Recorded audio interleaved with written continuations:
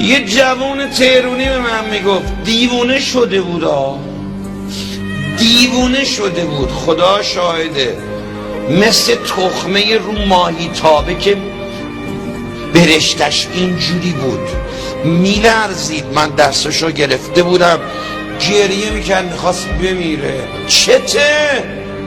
گفت حاجی من یه خوابی دیدم. گفت چند شب پیش خواب دیدم صدا آیفون خونمون بلند شد، گوشی رو برداشتم، رو صفحه آیفون منزلمون یه سید روحانی جوانی دیدم، خیلی خوشگل بود، نورانی بود. گفتم بفرمایید. گفت منزل فلانی، اسم ما رو برد. گفتم بله شما؟ گفت من سید مهدی ام، اجازه میدی بیام تو؟ درو باز میکنی بیام تو؟ میگه یه وقت تو عالم رویا دیدم ماهواره است، پاسوره، چیزای دیگه است. گفتم وای با این وضع امام زمان.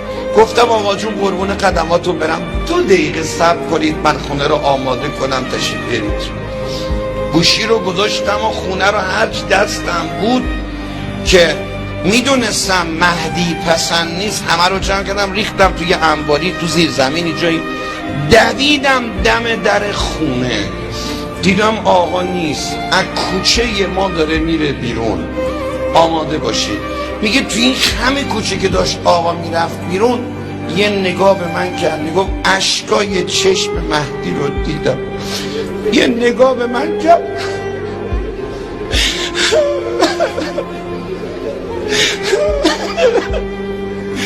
گفت خدایا در خونه تک تکشونو زدم، یه نفر منو رام نداد.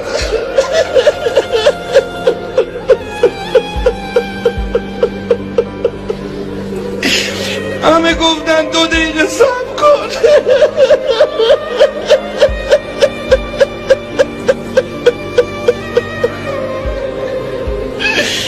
کسی منو رام نداد.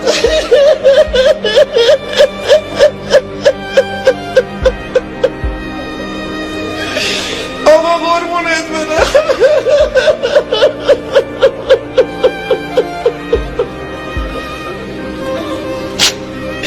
ای آقای بیکس، ای آقای تنها، رو کدومای ما میتونی حساب باز کنی؟